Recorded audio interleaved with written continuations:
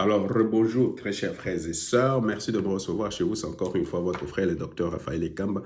Merci de me recevoir chez vous. Alors, euh, je vais vous demander de vous abonner. Je vais vous demander de partager la vidéo avec quelqu'un d'autre. Je vais vous demander euh, de s'abonner, de laisser un commentaire ou même euh, euh, on me le soutenir financièrement. Ça, c'est une affaire entre toi et Jésus, hein? C'est entre toi et Dieu. Maintenant, j'étais en train de parler de la doctrine de l'imposition de main. C'est une doctrine fondamentale dans la vie de foi, dans la vie de l'Église, dans la vie d'un chrétien. C'est parmi les six doctrines fondamentales, ou les cinq de la Bible. Il faut lire Hébreux chapitre 6, verset 1 à 2. Alors, j'étais en train de démontrer comment on peut être rempli du Saint-Esprit. Donc, pour être rempli du Saint-Esprit, la première des choses qu'il faut faire, il faut avoir soif. Alors, c'est ce qui est écrit dans Jean chapitre 7, verset 37 à, à 39. Alors, tu peux aussi lire Ésaïe chapitre 55, verset 1, et je pense que c'est le verset 1. Et alors, tu vas voir que quand on a soif, on ne peut pas vraiment dormir, on ne peut pas se reposer, on ne peut rien faire si on n'a pas encore bu et étanché sa soif. Hein? Alors, c'est la même chose. Si on veut être rempli du Saint-Esprit, la condition que Jésus donne, c'est d'avoir soif. La deuxième chose, la Bible dit, Jésus a dit, venez en moi. Donc, tu ne peux pas aller chez un pasteur ou quelqu'un, tu dois aller chez Jésus. Tu dois aller dire, Jésus, je viens, remplis-moi dans le Saint-Esprit. Parce que c'est toi qui es le bâtisseur, ou je ne sais pas comment on dit, c'est lui qui baptise dans le Saint-Esprit. Alors, la troisième des choses, il faut le lui demander par la prière. Seigneur, je viens au nom de Jésus. Saint-Esprit, remplis-moi. Remplis-moi. Alors, en demandant, tu dois avoir la foi. Alors, la meilleure façon d'exprimer ta foi, c'est de commencer à dire merci à Dieu. Seigneur, je te dis merci parce que tu m'as rempli. Je te dis merci parce que tu m'as rempli. Ou tu commences à dire Alléluia, Alléluia, Alléluia. Et après un moment, quand tu auras fait ça, le Saint-Esprit va prendre le contrôle de ta langue. Pourquoi ta langue? Pourquoi nous parlons à langue? Tu dois comprendre que dans Jacques chapitre 3, il faut lire, je pense, le verset 3, la Bible dit, nous mettons un morse dans la bouche d'un cheval et pour qu'il nous obéisse. Et c'est par ces morses que nous conduisons et contrôlons tout le corps entier du cheval. C'est la même chose avec le parler à langue, l'élément ou la partie du corps que le Saint-Esprit vient pour prendre, d'abord, c'est la langue. Parce que s'il contrôle la langue, il va contrôler tout le corps entier. Non, pas seulement ça, la Bible dit dans Matthieu chapitre 12, verset 34, et quand les cœurs pleins, ça déborde et ça sort de la bouche. C'est comme ça. Moi, personnellement, si tu veux voir quelqu'un de bien, quelqu'un qui est rempli du Saint-Esprit, quelqu'un qui est rempli de la foi, c'est quand il parle. Quand tu parles, tu comprends si cette personne est à la foi ou pas, cette personne est sauvée à foi. Parce que du fond de toi vont sortir quelque chose de toi. Si ton cœur est rempli, ça va sortir. Alors, après cela, il faut tout à fait commencer simplement par la foi à parler dans la langue que le Saint-Esprit te donne. Ne prie pas en français, ne prie pas en anglais, ne prie pas en allemand, ne prie pas en lingala ou en swahili ou dans une langue que nous pouvons comprendre, mais tu vas parler dans une langue que tu ne comprends pas.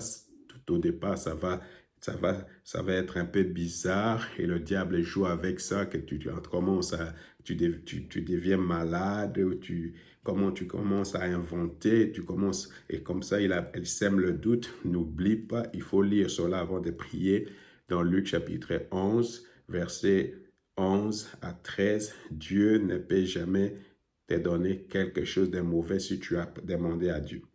La Bible dit aussi dans Jacques chapitre 1, verset 17, « Tout ce qui est bon et tout ce qui est bien vient de Dieu. » Alors Dieu ne peut jamais te donner quelque chose de mauvais. Maintenant, tu sais, dans nos églises aussi, l'imposition des mains, c'est pour confirmer le choix de Dieu dans un ministère. C'est Dieu qui choisit et lui-même confirme. Alors souvent, et c'est ça la différence, dans beaucoup de nos églises, les gens se proclament eux-mêmes pasteurs, apôtres, ils se proclament eux-mêmes prophètes, ils se proclament eux-mêmes évangélistes, ils se proclament eux-mêmes tout ça. Alors moi, je ne sais pas comment les gens arrivent à tout cela. Je ne veux pas de polémique. D'autre part, ici en Allemagne, par exemple, dans les pays de démocratie, on est en train de choisir les pasteurs, on va choisir les anciens, on va choisir le diacre par élection. Ça, ce n'est pas dans la Bible. D'abord, les mots pasteur n'existaient pas dans la Bible, les mots pasteur n'existaient pas, c'est les mots berger. Alors, je ne veux pas entrer dans ces détails, parce que entre les bergers et l'apôtre, qui est le plus grand entre... Ok, je ne veux pas entrer dans ces détails, mais d'après la Bible, je sais l'ordre que Dieu a établi, hein, parce que Dieu aime l'harmonie. Hein. Alors ça, c'est important. Alors maintenant, si Dieu, dans une église, Dieu choisit quelqu'un pour diriger.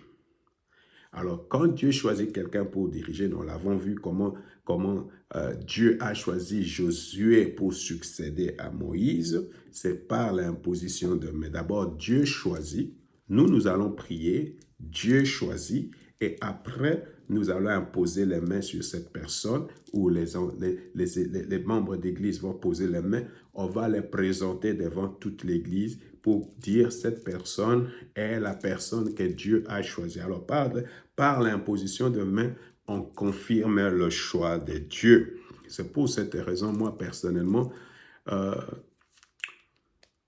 je suis contre l'élection des pasteurs ou les gens qui se proclament eux-mêmes pasteurs, apôtres, des choses comme ça. Il faut écouter ce que la Bible dit. Jean chapitre 15, verset 16. « Ce n'est pas vous qui m'avez choisi. Non, c'est moi qui vous ai choisi.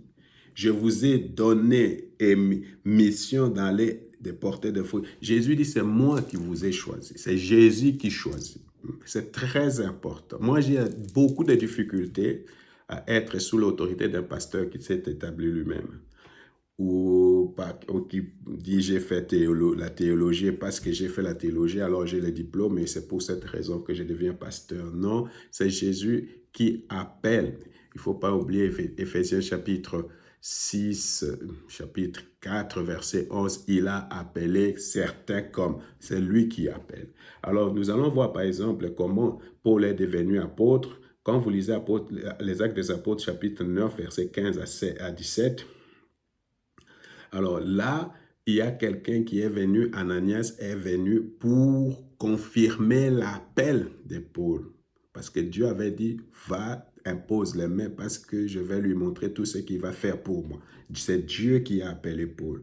Alors vous allez voir aussi dans les Actes des Apôtres, chapitre 13, versets 1 à 4, ça je veux lire. Il y avait dans l'église d'Antioche des prophètes et des enseignants, Barnabas, Siméon, appelé le Noir, Lucius de Cyrène, Manahen, qui avait été élevé avec Hérode, le tétrarque, et Saul.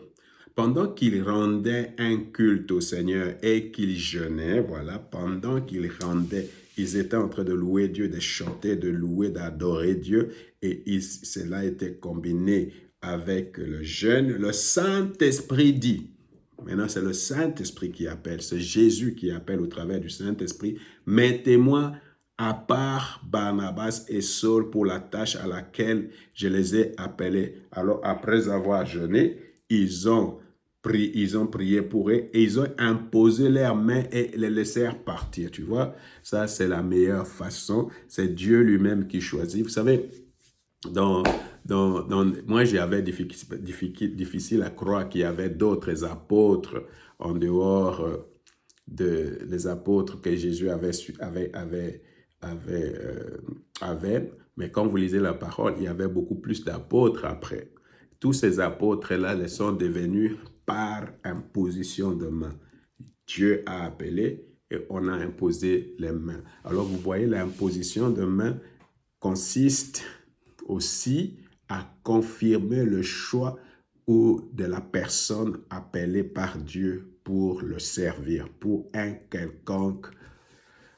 une quelconque mission ou un quelconque devoir dans l'Église pour Dieu. Que le Seigneur vous bénisse.